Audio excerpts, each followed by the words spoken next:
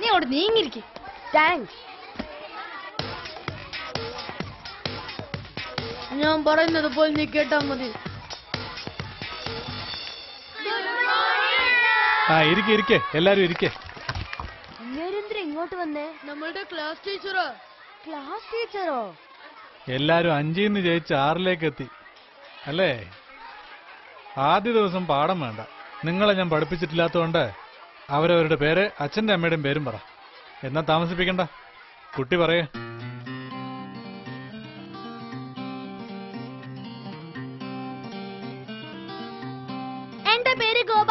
അല്ല സാർ, പരിപ്പ് നീ പുറത്തേക്ക് പോവാ, ശരിയാക്കി തരാം. അല്ല സാറേ, നായുടെ വയലിരുന്ന പരിപ്പ് വട ഞാൻ ഒരു ദിവസം എടുത്ത് തിന്ന്, അതിന് ശേഷം എനിക്ക് പേര് കിട്ടിയത്. എന്താ മാഷേ, എഴുന്നേറ്റ് പേര് പറഞ്ഞൂടെ? എന്നെ കുറിച്ച് എല്ലാം അറിയാലോ, പിന്നെ ഞാൻ എന്തിനാ പേര് പറയുന്നത്? നീ പറ, എല്ലാവരും കേക്കട്ടെ. എന്റെ പേര് സി ജീവ ചന്ദ്രകുമാർ. അല്ല അല്ല, ജീവ ചന്ദ്രകുമാർ CM. എന്താ അത്, പുതിയൊരു CM? സി എന്റെ അച്ഛന്റെ പേരും M എന്റെ അമ്മയുടെ പേരും കൂടി ചേർത്തതാ. എന്റെ അച്ഛന്റെ പേര് ചന്ദ്രകുമാർ. ഇവിടെ അധ്യാപകനായിട്ട് ജോലി ചെയ്യുന്നു. ആ കക്ഷിയായത്. ഇദ്ദേഹത്തെ ഇഷ്ടമില്ലാത്തവരൊക്കെ ചണ്ടി ചണ്ടി ചണ്ടി എന്ന് പറയും. ചിലരൊക്കെ ചുരുട്ട് വരയ്ക്കുന്ന ചന്ദ്രപിള്ള എന്നും പറയും. എന്റെ അമ്മയുടെ പേര് മനോഹരി എന്നാ. എനിക്ക് കണക്കൊന്നും ഒട്ടും പിടിക്കില്ല. കെട്ടി അന്ന് മുതൽ കുട്ടികളാണെന്ന് പറഞ്ഞ് രാത്രിയിൽ എന്നെ പേടിപ്പിക്കും. എല്ലാ ആൾക്കാരെയും ഞാൻ കളിയാക്കിയത് കൊണ്ടാ എനിക്കും അവസാനം ഒരു കണക്ക് സാറിനെ ഭർത്താവായിട്ട് കിട്ടിയത്. അനുഭവിച്ചേ പറ്റൂ. ചേച്ചിയുടെ പേര് ശോഭകുമാരി.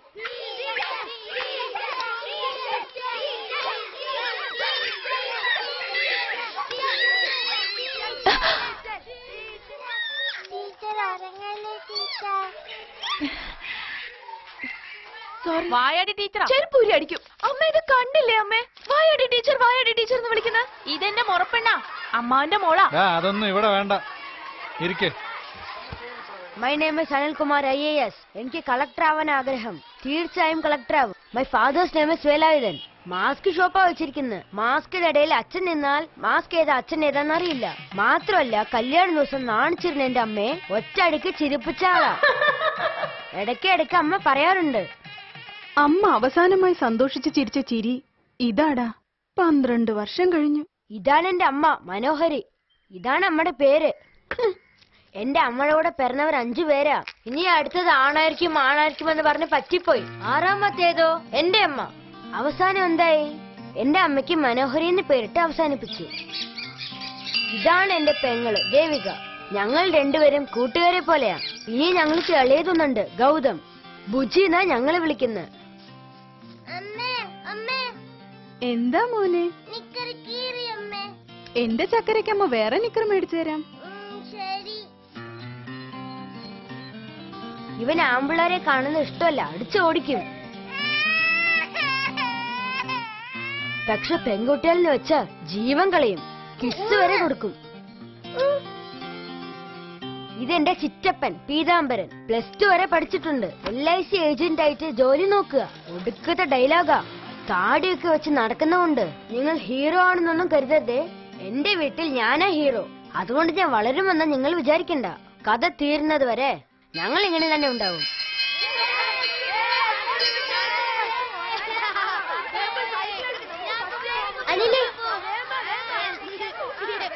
നീ ക്ലാസ്സിൽ വെച്ച് പറഞ്ഞതൊക്കെ എനിക്ക് വളരെ ഇഷ്ടപ്പെട്ടു. നല്ല രസമുണ്ടായിരുന്നു. അത് ഞാൻ കുട്ടിക്കാലം മുതലേ അങ്ങനെയാ.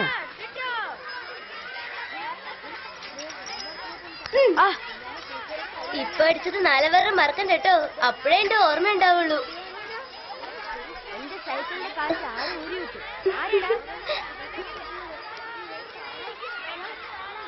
എന്റെ ഞരമ്പ് മുറുകുന്നു. വിളിക്കടാവനെ. അവ ഇങ്ങോട്ട് തന്നെയാ.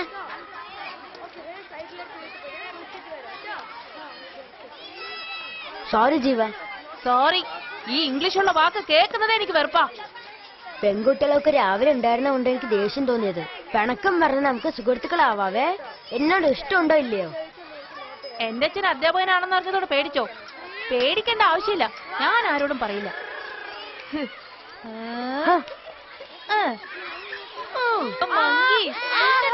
ടിക്കാതെ വിടില്ലടാ ഞാൻ. നമ്മൾക്കിടയിൽ ഒരിക്കലും സുഹൃത്തുക്കളാവാൻ പറ്റില്ലടോ. നീ താമസിക്കുന്നത് വാടക വീട്ടിലാ, ഞാൻ താമസിക്കുന്നത് സ്വന്തം വീട്. അപ്പൊ നിന്നെക്കാളും എത്ര മേലെയോടാ ഞാൻ. എടാ സാറ് വരുന്നത്.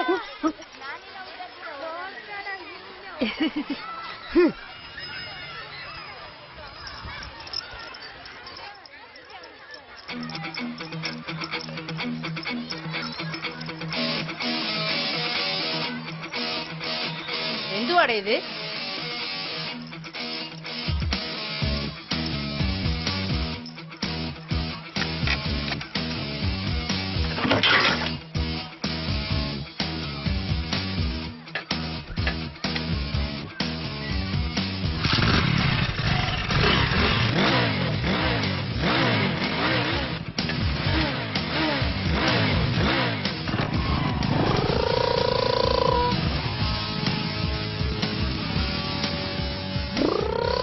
എടാ അവൻ കാണിക്കുന്ന സ്റ്റൈലൊക്കെ കണ്ടില്ലേ? ഇവനെ ചുമ്മാ വിടാൻ പാടില്ല. സൈക്കിൾ എടുക്ക. പോകാൻ വരട്ടെ. ഇവന്റെ കയ്യിൽ മാത്രമുള്ളൂ ബൈക്ക്. നമ്മുടെ കയ്യിലും ഉണ്ടടാ. എടുക്കടാ.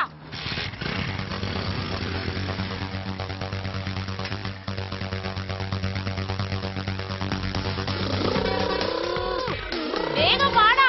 അവനെ വെട്ടിച്ച് നമുക്ക് മുന്നേറണം. ബിബി.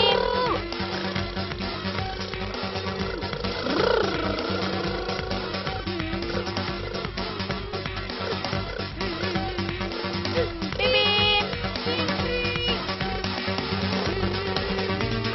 അയ്യോ ഇവ എന്തിനാണ് എന്നെ ഇട്ട് ഇങ്ങനെ ഓടിക്കുന്നത്?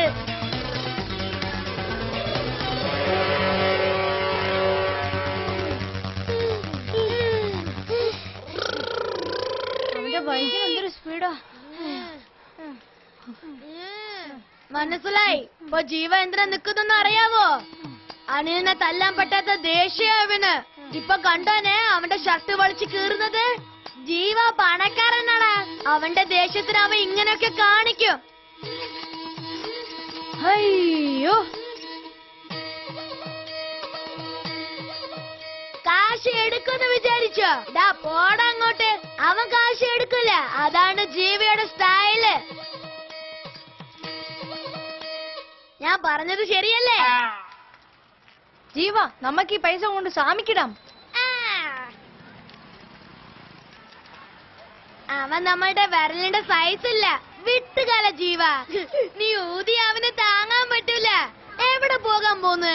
എന്റെ വീടിന് എതിർവശത്താ താമസിക്കുന്നത്. എന്നാ അവന്റെ കട്ടയും പടം മടങ്ങി തന്നെ നമുക്ക് പിടിക്കാം. എനിക്ക് വിശക്കുന്നുണ്ട്.